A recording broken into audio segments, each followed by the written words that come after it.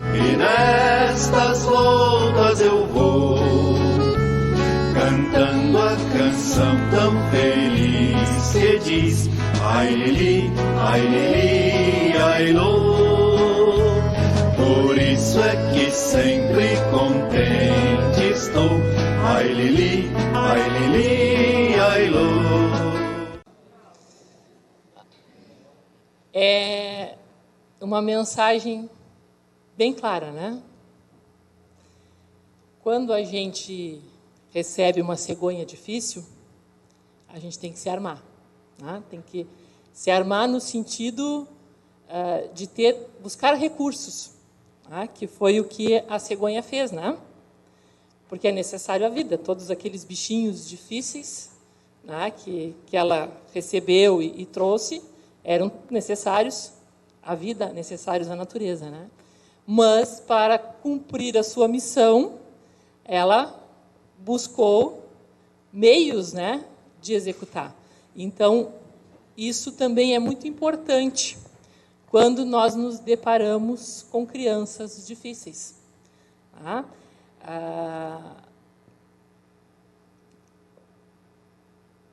Inclusive, eu tenho uma amiga, né, que é espírita, ela é médica e é psiquiatra, a doutora Cláudia Aguiar, e ela vai fazer um trabalho lá em Pelotas esse ano sobre saúde mental na infância, tá?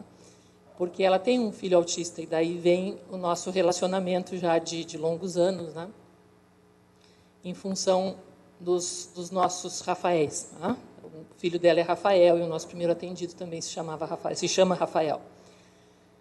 Então, uma das coisas que, conversando com ela semana passada, ela me disse era que ela iria abordar a dor de ter um filho com uma deficiência, com um problema, que era um assunto não muito tocado, tá? Um assunto não muito falado. Parece que a gente tem que afastar isso, mas a gente tem que também entender que, quando nós acolhemos uma criança, nós acolhemos uma família, tá?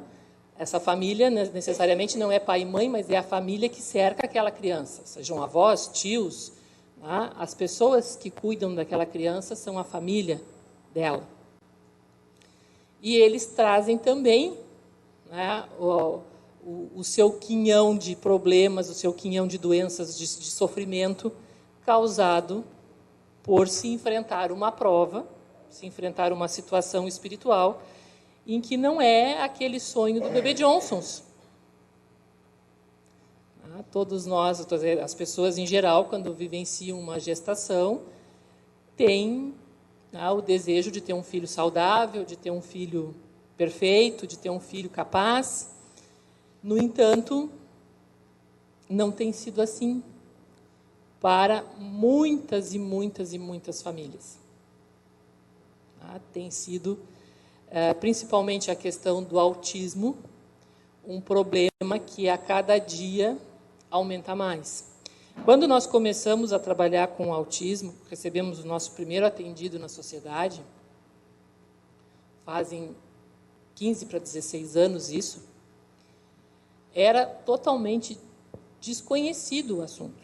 A criança chegou até nós com um pedido da psicóloga da mãe de atendimento de desobsessão, porque a psicóloga achava que os problemas todos que aquela família enfrentavam eram questões de obsessão. Aí ela estava levando a família a um centro espírita bem tradicional da cidade, fazia já um ano que atendiam a criança e não tinha resultado, pelo contrário, o estado da criança piorava dia a dia. E aí ela foi me procurar para saber se em outra coisa, que era como chamavam a nossa sociedade, né? Os espíritas da cidade, outra coisa. Se a pessoa tem algum problema, vai procurar outra coisa, e davam o nosso endereço. E aí, então, ela também foi procurar outra coisa, para ver se conseguia lá, né, uma solução para o problema da obsessão do menino.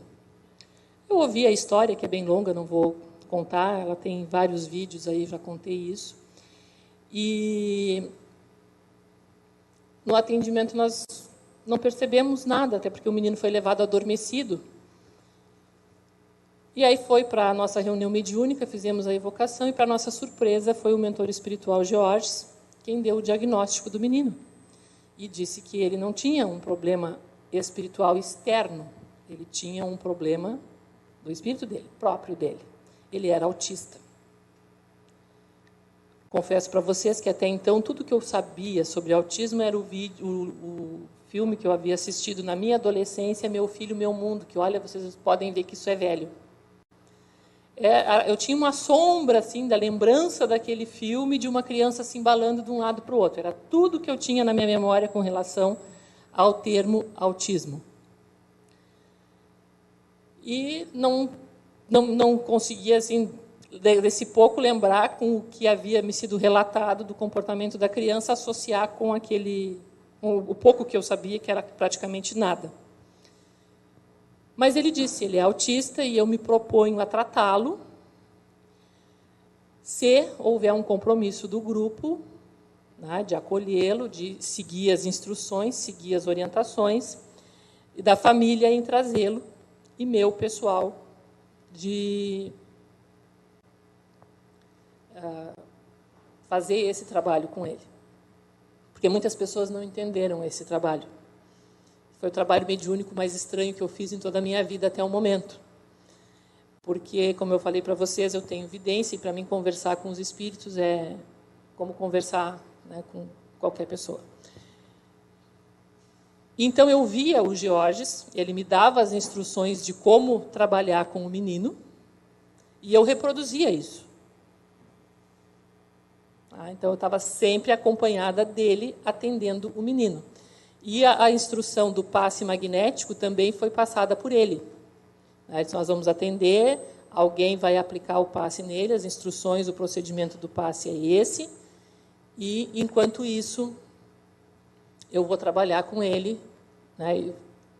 No caso, eu repassaria as instruções que ele transmitia para o menino. Tá? As atividades que ele propunha, eu tinha que executar com o menino, com ele ao meu lado. Muitas pessoas não entenderam absolutamente isso. Tá? Mas, enfim, isso não importa. O importante é que todos acabaram aprendendo com essa experiência, e hoje esse é um dos trabalhos pelos quais a Sociedade de Estudos Espíritas Vida é mais conhecida, tá, em muitos meios. Além do trabalho do José Antônio, né, da parte da literatura espírita, o outro grande fator que a sociedade... lá em Pelotas, que trabalha com autismo. É o referencial. E começou dessa maneira, assim, que eu estou resumindo para vocês. Então, quando a gente acolhe a criança, a gente acolhe os pais. Tá? Precisamos ajudá-los, exatamente como essa cegonha, tá? De acolhida, de orientação, de instrução. Isso tudo a gente foi, ao longo do tempo, aprendendo, estamos ainda aperfeiçoando, né? Eles também precisam do atendimento magnético, de acordo com a circunstância de cada um. A situação, a ocorrência de depressão nessas famílias é muito grande, não se sabe se como causa ou consequência do autismo. Né? Fica naquela situação, quem é que nasceu primeiro, o ovo ou a galinha? Né? Se era a questão da depressão anterior, ocasionando o autismo, ou se era, né, o autismo trazendo como consequência aos pais um estado depressivo. O fato é que são coisas bastante próximas, tá? E que tem uma recorrência bem grande e que são perfeitamente compreensíveis, tá? Porque não se trata de uma situação simples nem fácil. Tá? Então, vamos ver. Aqui já foi. Aqui nós temos uma estatística, né, que eu falei que hoje essa situação entre as famílias aumenta muito, e que 15 anos atrás isso era totalmente desconhecido, ou muito desconhecido, dificuldade de se conseguir material, informação. Hoje, né, por estatísticas médicas dos Estados Unidos, no Brasil não existe um estudo quantitativo a respeito de quantos autistas de fato nós temos no país, mas nos Estados Unidos tem, e lá eles estimam que atualmente são 68, a cada 68 nascimentos, um autista. Quando eu apresentei a experiência, o atendimento, não vou chamar de experiência porque não gosto de pensar em pessoas como objetos de experiência, mas quando eu apresentei o trabalho que se fez com o Rafael, que se faz até hoje, no primeiro M, em Natal, em 2007, se não me falta a memória, as pessoas ficaram assim... Ainda me lembro que eu ainda pedi para o Jacó um tempo a mais, porque foi o último caso que eu tinha programado para apresentar, e tinha um vídeo mostrando, né, como é que se fazia o atendimento com ele, já numa situação muito melhor. E as pessoas ficaram assim, nunca tinham ouvido falar do assunto. Era um caso para 100 mil nascimentos, uma coisa assim, era o índice que eu tinha conseguido encontrar com muito esforço da época. Era uma situação rara, era considerada uma doença rara. Não havia muita pesquisa, né, porque não havia uma medicação específica. Então, toda aquela função dos laboratórios não terem muito interesse, porque não tinha público-alvo, então não financiavam pesquisa, e por aí vai.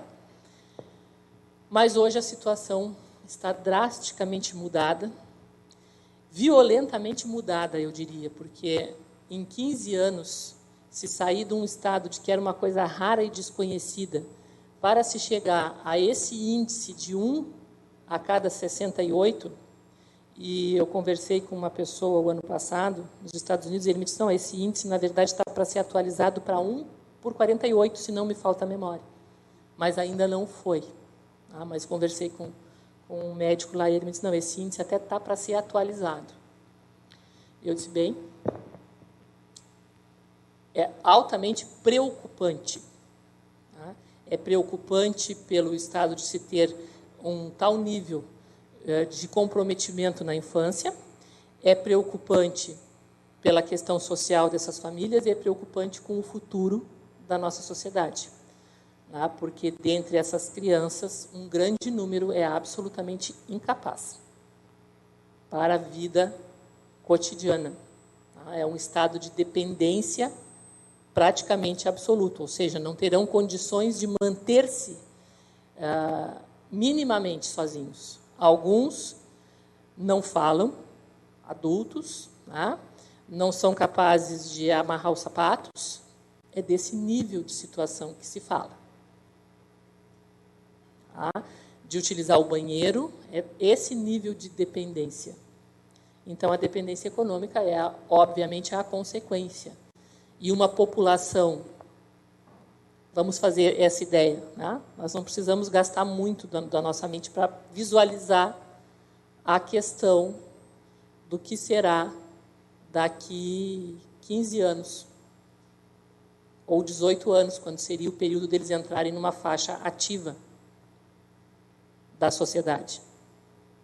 Então, nós precisamos pensar em tudo isso.